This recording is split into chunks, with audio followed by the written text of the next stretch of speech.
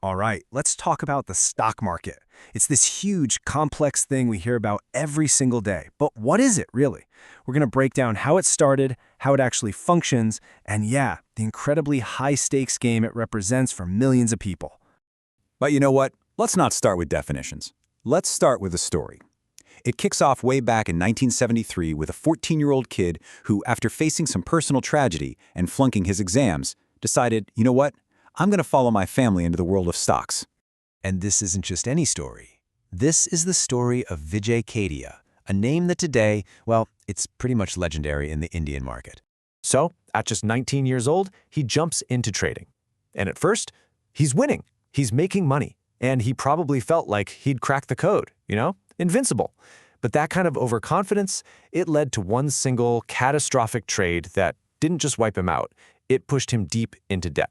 For years, this was his life. A total roller coaster of winning big and then losing it all again.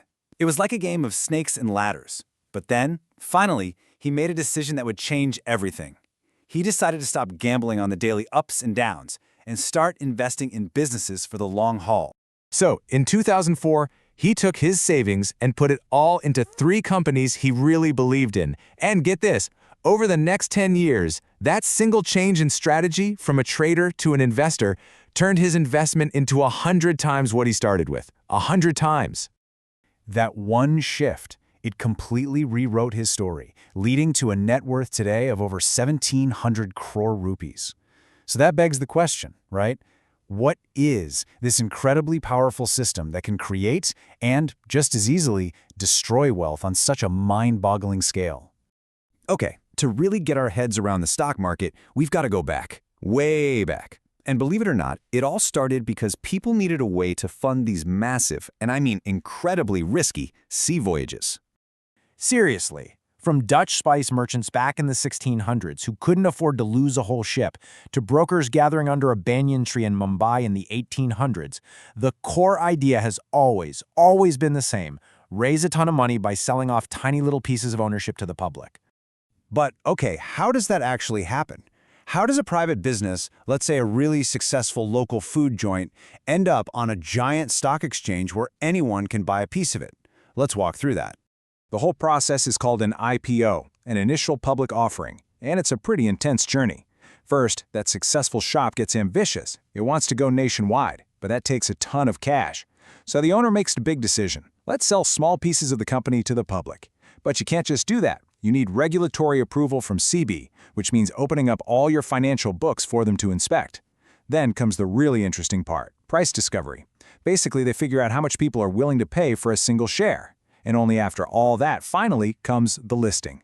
The company is officially on an exchange. And just like that, you, me, anyone can become a part owner. So once a company's on the market, its price starts to, well, it starts to dance. Up one second, down the next. So what in the world is driving all of this constant, frantic movement?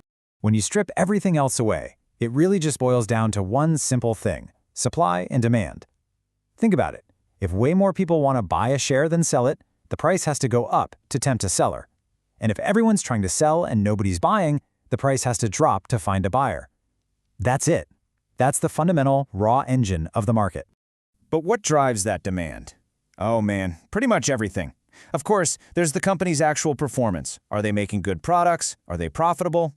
But there's also the health of the whole economy, political news, new technology, and sometimes, honestly, it's just plain old rumors and human emotion. So to get a quick feel for how the market is doing overall, we use these things called indexes. Here in India, the big ones are the Sensex and the Nifty 50. They're basically just a health checkup. They track how the biggest companies are doing, which gives us a general idea of which way the wind is blowing that day. Now this is where it gets really interesting. It's how people approach this whole system. Because for some people, it's a tool for patiently building wealth over a lifetime. But for others, it's something very, very different. I mean, what if the dream isn't about owning a piece of a great company for years? What if the dream is just about getting rich overnight? What happens when people start betting their life savings not on a business, but on pure blind luck? Well, unfortunately, that's exactly what's happening in a super high-risk corner of the market called futures and options.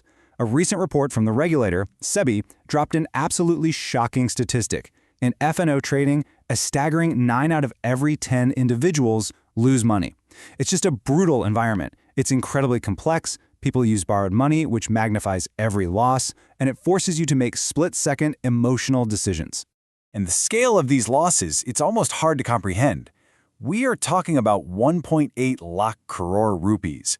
That's how much money everyday retail traders lost in just a couple of years. It's an almost unimaginable amount of wealth that just vanished from their accounts. So here's the crucial takeaway. While long-term investing, the path Vijay Kediye eventually found, is about owning a piece of a growing business, this kind of high-risk speculative trading, it often becomes a zero-sum game. Wealth isn't being created, it's just moving from the pockets of the many into the hands of a select few. Look, the stock market is an undeniably powerful force.